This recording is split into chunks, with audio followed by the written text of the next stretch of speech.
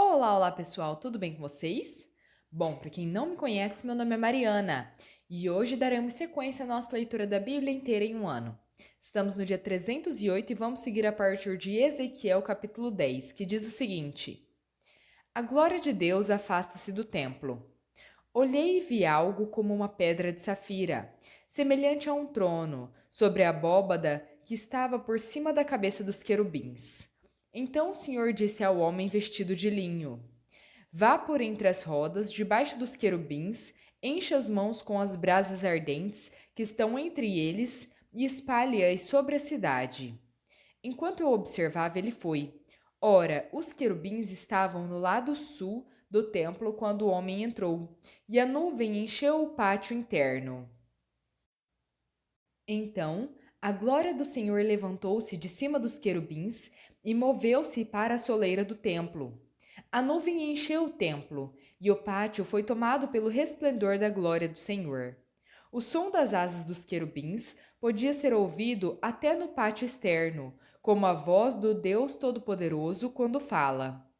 Quando o Senhor ordenou ao homem vestido de linho: Apanhe fogo do meio das rodas, do meio dos querubins, o homem foi e ficou ao lado de uma roda. Então, um dos querubins estendeu a mão em direção ao fogo que estava entre eles, apanhou algumas brasas e as colocou nas mãos do homem vestido de linho. Este as recebeu e saiu. Debaixo das asas dos querubins podia-se ver o que se parecia com mãos humanas. Olhei e vi ao lado dos querubins 4 rodas, uma ao lado de cada querubim. As rodas reluziam como crisólito. Quanto à sua aparência, eram iguais, e cada uma parecia estar encaixada na outra. Enquanto se moviam, elas iam em qualquer uma das 4 direções que tomavam os querubins. As rodas não se viravam quando os querubins se moviam. Eles seguiam em qualquer direção à sua frente, sem se virar. Todo o corpo deles, incluindo as costas, as mãos e as asas, estava cheia de olhos, bem como as 4 rodas. Quanto às rodas, ouvi que as chamavam giratórias. Cada um dos querubins tinha 4 rostos. O primeiro rosto era de querubim, o segundo de homem, o terceiro de leão, o quarto de águia. Então os querubins se elevaram. Eram os mesmos seres viventes que eu tinha visto junto ao rio Quebar. Quando os querubins se moviam, as rodas ao lado deles se moviam. Quando os querubins estendiam as asas para erguer-se do chão, as rodas também iam com eles. Quando os querubins se mantinham imóveis, elas também ficavam. E quando os querubins se levantavam, elas se levantavam com eles, porque o espírito dos seres viventes estava nelas. Então a glória do Senhor afastou-se da soleira do templo e parou sobre os querubins. Enquanto eu observava, os querubins estenderam as asas e se ergueram do chão, e as rodas foram com eles. Eles pararam à entrada da porta leste do templo do Senhor, e a glória do Deus de Israel estava sobre eles.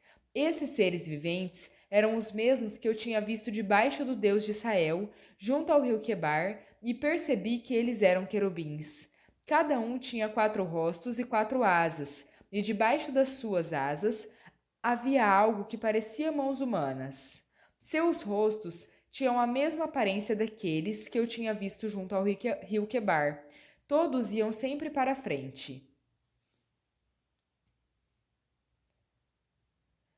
Ezequiel capítulo 11. O julgamento dos líderes de Israel. Então o Espírito me ergueu e me levou para a porta do templo do Senhor, que dá para o leste. Ali à entrada da porta havia 25 homens, e vi entre eles Jazanias, filho de Azur, e Pelatias, filho de Benaia, líderes do povo. O Senhor me disse: Filho do homem, estes são os homens que estão tramando mal e dando maus conselhos nesta cidade. Eles dizem: Não está chegando o tempo de construir casas? Esta cidade é uma panela, e nós somos a carne dentro dela. Portanto, profetize contra eles, profetize, filho do homem. Então o Espírito do Senhor veio sobre mim e mandou-me dizer: Assim diz o Senhor: É isso que vocês estão dizendo, ó povo de Israel, mas eu sei em que vocês estão pensando. Vocês mataram muita gente nesta cidade e encheram as suas ruas de cadáveres.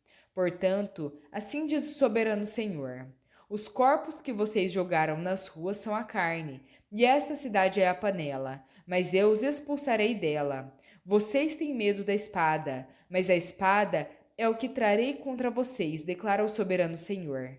Eu os expulsarei da cidade e entregarei nas mãos dos estrangeiros e os castigarei. Vocês cairão à espada e eu os julgarei nas fronteiras de Israel. Então vocês saberão que eu sou o Senhor. Esta cidade não será uma panela para vocês, nem vocês serão carne dentro dela. Eu os julgarei nas fronteiras de Israel. E vocês saberão que eu sou o Senhor, pois não agiram segundo os meus estatutos, nem obedeceram às minhas ordenanças, mas se conformaram aos padrões das nações ao seu redor. Enquanto eu profetizava, Pelatias, filho de Benaia, morreu.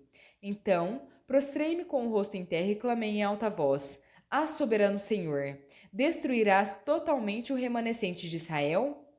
A promessa da volta de Israel. Esta palavra do Senhor veio a mim. Filho do homem, os seus irmãos, que são seus parentes consanguíneos, e todo o povo de Israel, são aqueles de quem o povo de Jerusalém tem dito: eles estão longe do Senhor.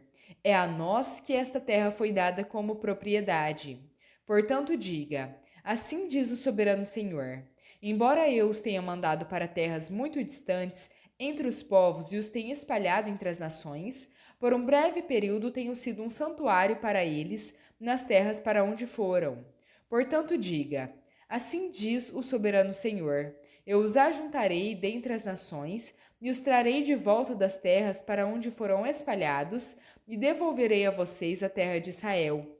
Eles voltarão para ela e removerão todas as suas imagens repugnantes e todos os seus ídolos detestáveis. Darei a eles um só coração e porei um novo espírito dentro deles. Retirarei deles o coração de pedra e lhes darei um coração de carne. Então agirão segundo os meus estatutos e serão cuidadosos em obedecer às minhas ordenanças. Eles serão o meu povo e eu serei o seu Deus. Mas quanto àqueles cujo coração está afeiçoado às suas imagens repugnantes e aos seus ídolos detestáveis, farei cair sobre a cabeça deles o que tem feito, declara o soberano Senhor. Então, os querubins, com as rodas ao lado, estenderam as asas, e a glória do Deus de Israel estava sobre eles. A glória do Senhor se levantou no meio da cidade e parou sobre o monte que fica a leste dela. O Espírito de Deus ergueu-me, e em visão levou-me aos que estavam exilados na Babilônia. Findou-se então a visão que eu havia tido, e contei aos exilados tudo o que o Senhor me havia mostrado. Hebreus capítulo 6. Portanto, deixemos os ensinos elementares a respeito de Cristo e avancemos para a maturidade, sem lançar novamente o fundamento do arrependimento de atos que conduzem à morte, da fé em Deus, do ensino a respeito de cerimônias de purificação com água, da imposição de mãos, da ressurreição dos mortos e do juízo eterno. Isso faremos se Deus o permitir.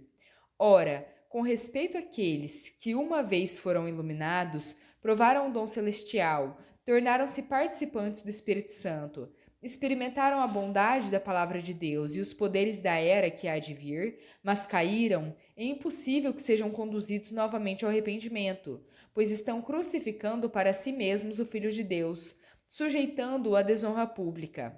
Pois a terra, que absorve a chuva que cai frequentemente e dá colheita proveitosa àqueles que a cultivam, recebe a bênção de Deus. No entanto, a terra que produz espinhos e erva daninhas é inútil e logo será amaldiçoada.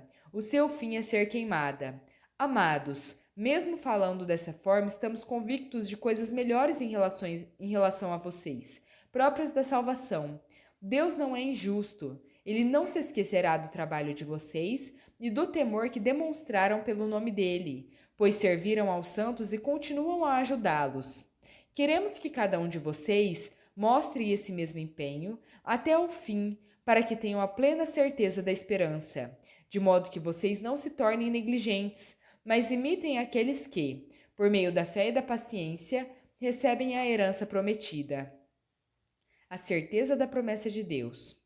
Quando Deus fez a sua promessa a Abraão, Por não haver ninguém superior por quem jurar, jurou por si mesmo, dizendo: Esteja certo de que o abençoarei e farei numerosos os seus descendentes. Foi assim que, depois de esperar pacientemente, Abraão alcançou a promessa.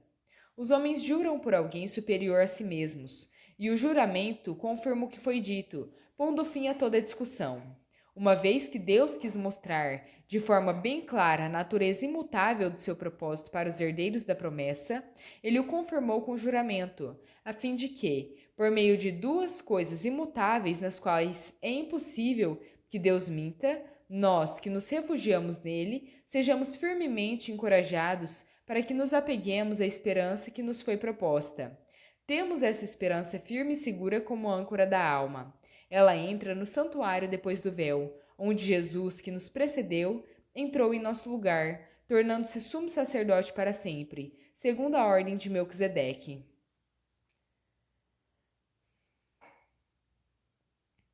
Salmo 105, versículos 16 ao 36. Ele mandou vir fome sobre a terra e destruiu todo o seu sustento. Adiante deles enviou um homem, José, que foi vendido como escravo. Machucaram-lhe os pés com correntes e com ferros prenderam-lhe o pescoço, até que se cumprisse o que ele próprio previra. E a palavra do Senhor o confirmou. O rei mandou soltá-lo. O governante dos povos o libertou.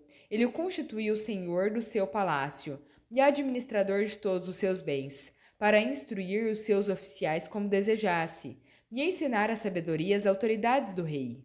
Então Israel foi para o Egito. Jacó viveu como estrangeiro na terra de Cã. Deus multiplicou seu povo, tornando-o mais poderoso do que os seus adversários, e mudou o coração deles para que odiassem o seu povo, para que tramassem contra os seus servos. Então enviou Moisés, o seu servo, e Arão, a quem tinha escolhido, por meio dos quais realizou os seus sinais milagrosos e os seus prodígios na terra de Cã. Ele enviou trevas e houve trevas, pois não se rebelaram contra suas palavras. Ele transformou as águas deles em sangue, causando a morte dos seus peixes. A terra deles ficou infestada de rãs, até mesmo os aposentos reais. Ele ordenou e enxames de moscas e mosquitos invadiram o território deles. Deu-lhes granizo em vez de chuva e raios flamejantes por toda a terra. Arrasou as suas videiras e figueiras e destruiu as árvores do seu território. Ordenou e vieram enxames de gafanhotos inumeráveis. Eles devoraram toda a vegetação daquela terra e consumiram tudo que a lavoura produziu. Depois matou todos os primogênitos da terra deles, todas as primícias da sua virilidade. Provérbios 27, versículos 1 e 2. Não se gabe do dia de amanhã, pois você não sabe o que este ou aquele dia poderá trazer. Que outros façam elogios a você, não a sua própria boca. Outras pessoas, não seus próprios lábios. Bom, pessoal, terminamos por aqui a nossa leitura. Espero que tenham gostado. Se gostaram, deixem o seu like, compartilhem esse vídeo e se inscrevam no canal se ainda não são inscritos. Muito obrigada, fiquem com Deus e até a próxima.